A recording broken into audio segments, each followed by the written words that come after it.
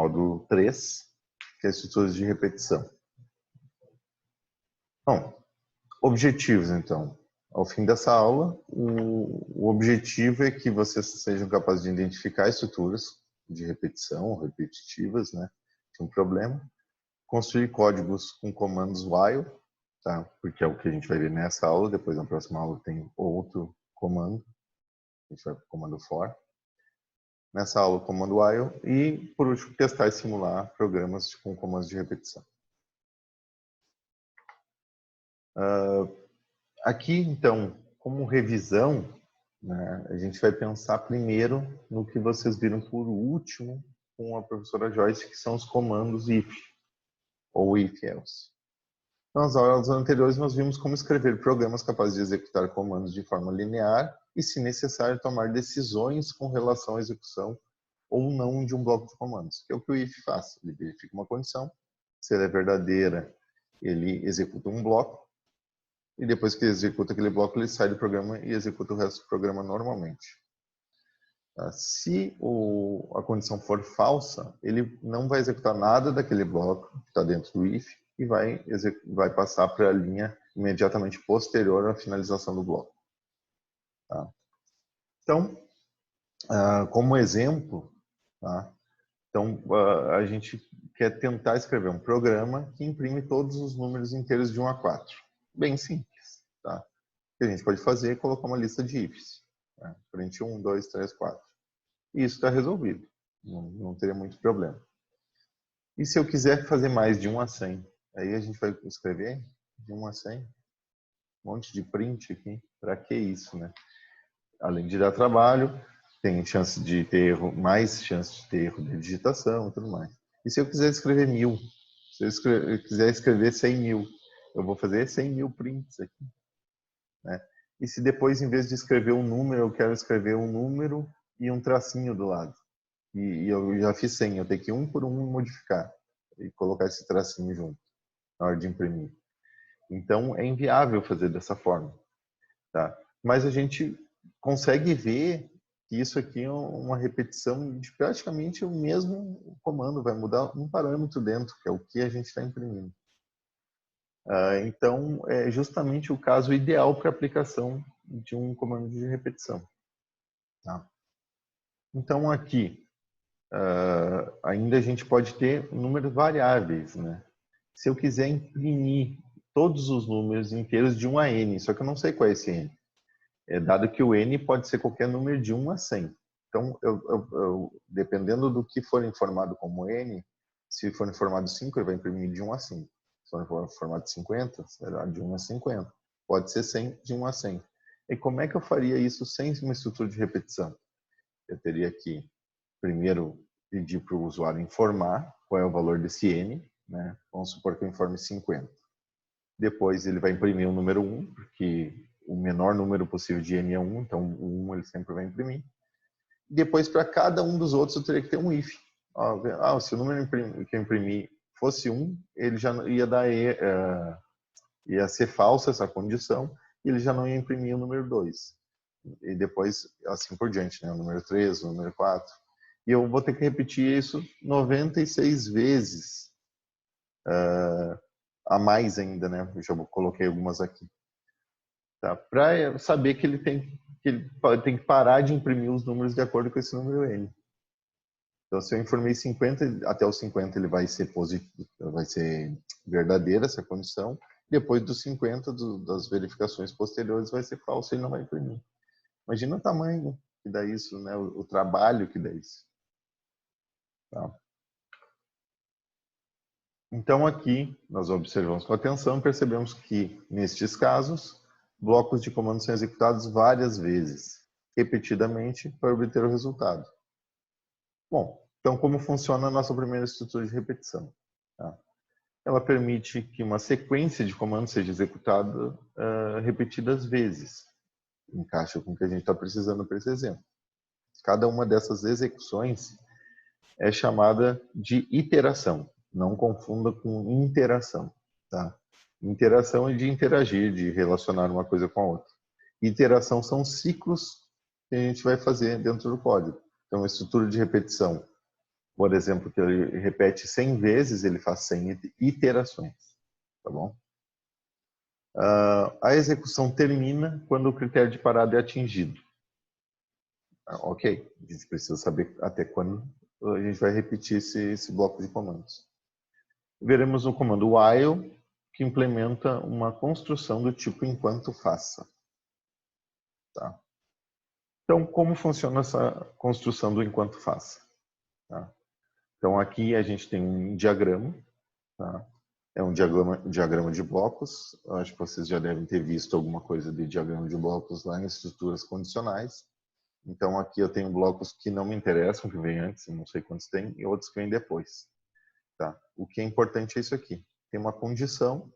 Se ela for falsa, eu sigo o comando normalmente. Mas se ela for verdadeira, eu vou executar uma ação. E retorno para reavaliar a condição. Se vocês perceberem, isso aqui é muito semelhante ao if. Inclusive, essa estrutura aqui, esse losango que eu tenho aqui, é exatamente a mesma estrutura no fluxograma que a gente usa para caracterizar o if, né? Uma estrutura condicional. A diferença é que se isso aqui fosse um if, quando ele avalia a condição e ela é verdadeira, ele executa um bloco, e em vez dessa seta retornar para a condição, ela iria para esse bloco que vem depois. Porque o if não repete, ele só vê se eu tenho ou não que executar esse bloco. Aqui no caso do enquanto, ele faz a mesma verificação, como se fosse um if. A diferença é que quando ele termina a execução do bloco, quando ele é verdadeiro, né, ele termina a execução do bloco, ele volta e reavalia a condição. Então, ele só vai sair disso aqui quando essa condição for falsa. Tá? Já no if, não. Se a condição é verdadeira, ele entra, executa e depois sai. Aqui, enquanto for verdadeiro, ele vai continuar. Tá? Bom, como eu faço a construção desse comando, né? Então, 3 questões fundamentais. Qual é a ação que deve ser repetida? Tá? No nosso caso lá, era imprimir na tela, né? Era um comando print. Né? Essa é a ação para ser repetida. Pode ser muitas coisas. Eu posso ter vários comandos, né? Um bloco enorme com outros comandos de repetição um dentro do outro, né? Alinhados, como a gente chama. Né? Mas o que a gente tem que saber é qual a estrutura, qual é a ação que tem que ser repetida. Depois é quantas vezes essa estrutura tem que ser repetida. Tá? Isso a gente faz através de variáveis de controle. Tá? E outra é qual a condição pode ser utilizada para representar essa repetição. Então, aqui é importante lembrar que um algoritmo deve sempre terminar. Tá? Isso é importante. Tá? A condição projetada deve deixar de ser verdadeira em algum momento. Por isso, a ação deve alterar as variáveis envolvidas na condição de parada. O que isso quer dizer e por que eu coloquei que isso é importante? Né? Se vocês pensarem lá na definição de algoritmos é uma sequência de passos finita para resolver um problema. Então, sublinhando aí o finita. Se eu entrar no laço de repetição e essa condição for sempre verdadeira, ou seja, ele nunca vai sair desse laço, ele não é mais finito. E a gente entrou num loop infinito, que a gente chama. Tá? E se eu entrei num loop infinito, por definição, isso nem pode ser chamado de um algoritmo. Porque para ser algoritmo eu tenho que ter um número de passos finitos. Tá? Então é importante a gente ver as condições lá e as variáveis de controle para que o programa entre e deixe de executar também quando necessário. Tá? Bom, aqui então, para esse programa de imprimir 100 números de 1 a 100, né, os números inteiros de 1 a 100, qual a ação que deve ser executada? Tá? A impressão dos números, de 1 a 100. Tá? Então, aqui a ideia seria utilizar uma variável, por exemplo, aqui vai ser usada a variável i, vocês vão ver que a gente usa direto essa variável i para controle, né? Para representar os números. Iniciar com o valor 1 e aí ir incrementando, ou seja, acrescentando uma unidade a cada iteração, repetidamente, até que eu chegue no limite, né? Que é o número 100. Tá? Então, quantas vezes vai ser repetido 100 vezes? Para esse exemplo. Tá? Qual condição pode ser utilizada para representar essa repetição? Então, até que o i seja menor ou igual a 100, eu vou continuar repetindo.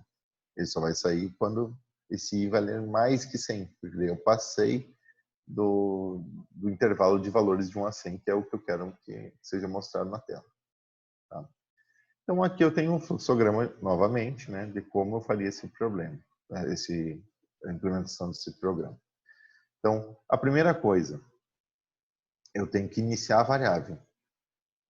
Então, o primeiro valor que eu vou imprimir é o valor 1. Eu tenho que dizer isso em algum momento. Então, antes do comando de repetição while, né, que a gente vai ver depois na implementação do programa, eu tenho que colocar aqui quanto vale essa variável. Então, eu vou começar em 1, eu coloco que essa variável i vai ser igual a 1. Depois eu verifico se o valor dessa variável é menor ou igual a 100, que é o nosso limite superior. Como ela vale 1, ela é menor ou igual a 100, isso aqui é verdadeiro. Sendo verdadeiro, ele vai imprimir 1. E não esquecer desse comando aqui, então, que é a atualização desse valor i. Tá? Então, se i valia 1, e 1 é menor que 100, ele imprime 1, e depois i vai receber o próprio valor de i, que era 1, mais 1. Ou seja, o i vai passar a valer 2. E aí ele volta para cá e novamente verifica se agora o valor de i, que é 2, é menor ou igual a 100. É também. Então, ele imprime 2, atualiza o valor, o i passa a valer 3, ele verifica 3 é menor ou igual a 100, é verdade. Ele vai fazer isso até chegar no momento que i é igual a 100. Quando for igual a 100, isso aqui é verdadeiro também, né? Porque é menor ou igual aqui, né? Então, i sendo 100, isso aqui é verdadeiro. Essa condição é verdadeira. Sendo verdadeiro, ele imprime 100 e o i passa a valer 101. E ele vai verificar de novo. I, que é 101, é menor ou igual a 100, aí já é falso. E aí, quando é falso, ele vai executar os comandos que estão fora do bloco que ele está repetindo, depois do comando if. Tá? Naquele caso da gente verificar laço infinito, por exemplo, é muito comum de as pessoas esquecerem de incrementar essa variável aqui, né? Ou de atualizar o valor, não necessariamente uma incrementação, né? Depende do problema. Mas se eu esquecer disso aqui, o que vai acontecer? Meu i é 1. O i, que é 1, né, é menor ou igual a 100, é verdade, vai imprimir 1. Se daqui eu já retornasse, ele vai testar de novo se i, que eu não mudei o valor, continua sendo 1, é menor ou igual a 100. Isso é verdade. Então, ele imprime 1 de novo, volta para cá, é verdadeiro, imprime 1 de novo. E aí eu entro no laço infinito. Tá? Então, lembrem, em algum momento, dentro do bloco, eu tenho que atualizar a variável que eu estou usando para controlar a repetição. Tá bom? Então, aqui como a gente faz no código. Tá? Comando while é utilizado para executar um bloco de comandos enquanto uma condição for satisfeita. Então, se vocês notarem, isso aqui é exatamente o if simples, sem o else. A diferença é o comando aqui. Antes era if, a condição, e a ação que ia ser executada caso a condição fosse verdadeira. Aqui é a mesma coisa, só que eu vou usar o while. E trocando essa palavra, ele vai verificar a condição. Se ela for verdadeira, executo. E quando eu termino a execução, em vez de ele ir para a linha de baixo como o if, ele volta e reavalia a condição. Isso faz ele fazer o loop, né? A repetição. Bom, então aqui, exatamente esses passos que eu falei para vocês. Então já vou pular essa parte, né? Mas fica para vocês consultarem depois se precisarem. Então, imprimindo os 100 primeiros números, aqui ficaria fácil, né? Aquele mesmo fluxograma, mas aqui colocado em forma de comandos, tá? Em C. Então, inicializo a variável. O meu comando while aqui é a condição que ele está variando se o valor de i é menor ou igual a 100. Se for, ele dá o comando print, para escrever o valor que se tem nesse momento, nessa interação. E atualiza o valor de i, vai fazer de novo a verificação. Isso vai acontecer enquanto i for menor ou igual a 100. Então, o nosso problema está resolvido. Em vez de escrever 100 prints, como eu faria sem o laço de repetição. Bom, aqui então eu tenho a correspondência entre o meu código e o fluxograma. Tá? Então, só para ver, a primeira ação aqui era a atribuição do valor variável i, aqui a minha condição é I menor ou igual a 100, e a ação é todo o bloco que está aqui dentro para ser executado. Tá? Não tem muito mistério. Imprimindo N números inteiros, que era o outro caso, né? Em vez de ser de 1 a 100, pode ser de 1 a N, e esse N o usuário vai informar quanto vale. Então aqui a gente vai usar a variável I, e ela começa valendo 1, porque o primeiro número que eu vou imprimir é 1, e depois eu vou ver quantos mais eu vou imprimir dependendo do N. Então tem que ter também a variável N, e a primeira coisa que eu faço é perguntar para o usuário qual é essa variável, qual é o valor desse N. Ele informando, aqui dentro do I, em vez de eu comparar se I é menor ou igual a 100, dessa vez a gente não sabe se a gente vai até 100, o usuário pode ter informado 50. Então eu vou comparar o I é menor ou igual ao que o usuário quer. Qual é o limite que o usuário quer? Se ele digitou 50, aqui seria 50. Tá? E aí ele imprime só dentro desse intervalo que foi definido o limite superior pelo usuário. Então bem simples a modificação, né? Pensa se a gente fosse fazer sem laço de repetição, ia ter um monte de prints, um monte de ifs lá, né? Ia ficar um negócio gigantesco. Aqui está basicamente o mesmo tamanho que a gente usou aqui para imprimir de 1 a 100. A gente consegue fazer essa variação do intervalo. Tá? Exercício aqui, o primeiro. Calcule a divisão inteira de dois números positivos usando apenas soma e subtração. Então, como eu poderia fazer isso usando laço de repetição, né, e usando só soma e subtração para alcançar o resultado da divisão inteira? Então, aqui eu tenho um código, tá, onde eu vou ler, vou pedir para o usuário informar o valor que vai ser do dividendo e do divisor, tá, os números que eu vou usar na minha operação de divisão. Aqui eu tenho um contador, na verdade eu vou usar como resposta. Tá?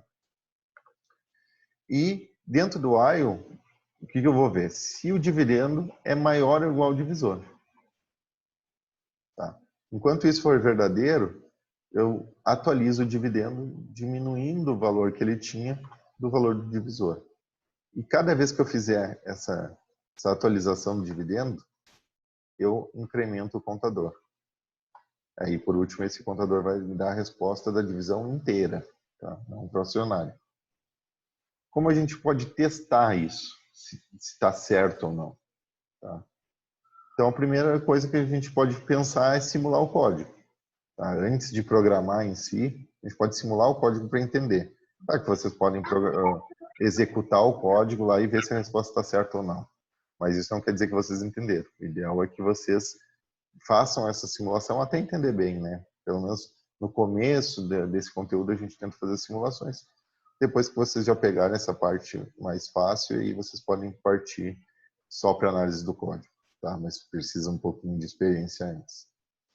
Então, a primeira coisa, reservar os espaços para os objetos, tá? Ou seja, as variáveis, e depois executar a sequência de cada um dos passos do algoritmo, em sequência. Então, aqui, tem o meu código de novo, só coloquei o número da linha em que ele está. Por quê? O número do comando, vamos dizer. Dei uma numeração para os comandos. Isso vai ajudar a me achar em que passo eu estou quando eu for simular o código. Tá? Então, aqui o primeiro comando é só a atribuição dos valores. O segundo comando é a atribuição do valor ao contador, que é 0 inicialmente. Terceiro comando é o laço de repetição, e aqui em vez de ser quarto e quinto, eu botei 3.1 e 3.2, porque fazem parte do bloco que a gente iniciou no laço de repetição do while aqui, e começou em 3. Então, por isso 3.1 e 3.2. Tá? Então, primeira coisa, reservando o espaço das variáveis. A gente vai montar uma tabelinha. Tá? Então, eu tenho quais são os tipos das minhas variáveis, todos inteiros positivos, tá? E dividendo e divisor e contador. São as três variáveis que eu estou usando nesse problema. Aí, nesse exemplo, na linha 1, que está sendo executada, após executar a linha 1, quanto vai valer os valores? Aí eu não sei, porque o usuário define isso. Então, eu fiz como exemplo o usuário definindo 21 para dividendo e 7 para divisor. Tá? O usuário que vai informar. Então, nesse meu exemplo, o usuário informou isso. Tá? A partir daqui, o usuário não interage mais. Aí é com código.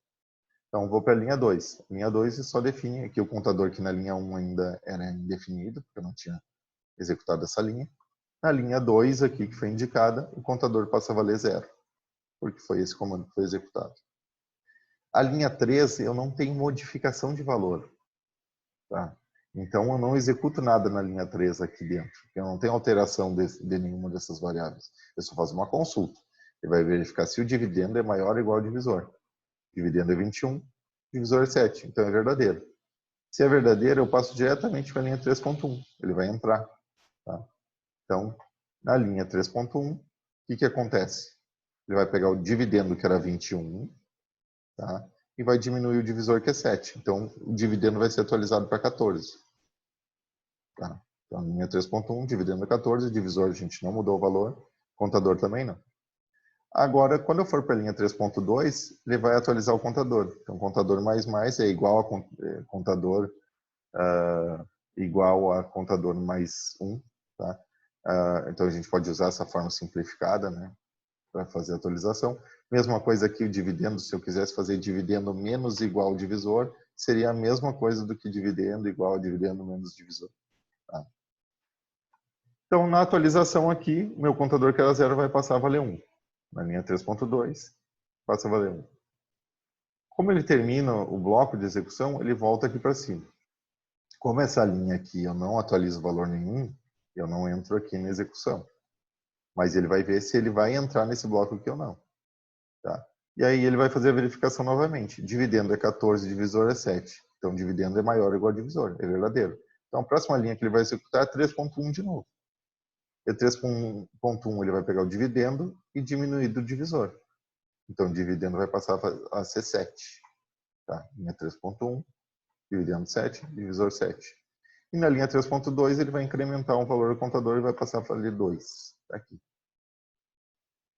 Terminou o bloco, ele volta aqui e verifica novamente. Dividendo é maior ou igual ao divisor? É igual, né? Então, isso aqui é verdadeiro. Se é verdadeiro, a próxima linha que ele executa é a 3.1. Ele vai fazer o dividendo e subtrair o valor divisor. Então, vai ser 7 menos 7. Dividendo vai valer 0.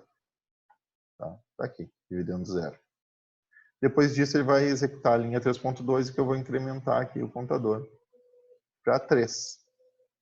Está aqui o 3. Aí ele vai tentar de novo fazer, na linha 3 aqui, a verificação se dividendo, que é 0, é maior ou igual a 7, que é o divisor. Nesse caso é falso. Ele não é mais maior ou igual. Então ele não faz nenhuma dessas linhas, ele vai para as linhas que estão abaixo do bloco, que aqui não nos interessa. Está zerado, né? Está zerado, não existe comandos, então a gente terminou a execução do nosso teste. E lembrando aqui que meus valores iniciais aqui era 21 e 7, se eu dividir 21 por 7, a resposta é 3. Eu disse que a resposta ia estar no contador, está aqui a resposta, 3. Aqui quantas vezes eu consegui fazer esse processo. Bom, então simule o código do algoritmo com 35 e 6, vou deixar para vocês fazer com esse outro valor, né? 35 e 6. E aqui eu tenho o código completo, tá? Então vocês podem copiar e colar isso aqui. Eu acho que a maioria está usando o CodeBlocks. Quem estiver usando outro ambiente de programação não tem problema, né? Mas isso aqui já é um código funcional rodando. Então a única coisa, tem alguns comentários aqui e tal. E por último ele ainda mostra o resultado. Tá? Ok. Aqui, casos especiais do while. O que acontece se a condição for falsa na primeira vez? Tá? Então, se ele for falso na primeira vez, ele nunca entra. Ele vai se comportar como se fosse um if em que a condição foi falsa. É a mesma coisa. Tá? Ele não vai entrar nenhuma vez, não vai executar nada do bloco de comandos que está dentro dele. O que tem que cuidar? Para condições que nunca vão ser verdadeiras, como essa aqui. É um erro comum. Tá? Então, se eu colocar A diferente de A, isso aqui nunca vai ser verdadeiro, independente do valor de A. Se A valer 10, ele está me dizendo 10 é diferente de 10? Não, isso aqui um é igual ao outro, então isso aqui é falso. Se é falso, esse comando nunca vai ser executado. Tá? E no caso, o que acontece se a condição sempre for verdadeira, que eu já abordei com você, se eu disser que A é igual a A, independente do valor que A tenha. Se A valer 50, 50 igual a 50 é verdade. Então ele executa isso e A passa a valer 51. Ele vai ver 51 é igual a 51, verdadeiro. Entendeu? A passa a valer 52. Ou seja, ele nunca vai sair. Tá? Então tentem se atentar para esse tipo de problema. Tá? É muito comum. Então, aqui ele nunca entra no looping, aqui ele nunca sai. Tá? O que acontece com o programa de divisão, que a gente viu antes, quando o dividendo é menor do que o divisor? E que vocês acham? Tá? Se o dividendo for menor do que o divisor, deixa eu voltar aqui. Tá? O que pode acontecer? Quer dizer que eu não vou entrar aqui. Se a pessoa informou, por exemplo, 5 e o divisor 10, 5 não é maior ou igual a 10. Ou seja, ele nunca vai entrar. Se ele nunca vai entrar, qual vai ser a resposta aqui? Ó, o contador valia 0, ele nunca entrou, então nunca mudou o valor do contador, então a resposta continua valendo 0. O que é uma resposta certa, nesse caso. Porque se eu tentar dividir 5 por 10, a parte inteira da divisão, uma divisão inteira, é 0. Eu teria o resto da divisão, né? E o resto é o que sobrou no próprio dividendo. Tá? Eu poderia botar um print aqui embaixo mostrando o resto da divisão. É só imprimir o valor que o dividendo ficou no final. Então, nesse caso de eu dividir 5 por 10, a resposta seria 0, a divisão inteira, e o resto da divisão seria 5. Tá? Se eu tentar dividir 15 por 10, o contador seria 1, a minha divisão inteira seria 1, e o resto da divisão seria 5, que é o que sobraria no dividendo. Tá, mas aí vocês podem fazer os testes aí em outro momento. Bom, e aqui alguns exercícios. Né? Faça um programa que lê um número n e imprime o resultado da soma, tá? A soma dos números. Então, se o número n lido for 20, ele vai imprimir a soma de 1 mais 2 mais 3 mais 4 até o 20. Tá? Outro programa. Faça um programa que lê um número n e imprime a fatorial do número. Tá? Isso está na lista do Run Codes, tem um exercício com fatorial. Tá? Lembrando, para quem, só para recapitular, fatorial, né? Seu fatorial de 5, por exemplo, seria 1 vezes 2, vezes 3, vezes 4, vezes 5. Por último aqui, faça um programa que lê dois números inteiros, n e a, e imprime o resultado de a elevado na n. Tá? Isso sem usar, né, obviamente, a potenciação. Vamos usar um laço de repetição para fazer isso.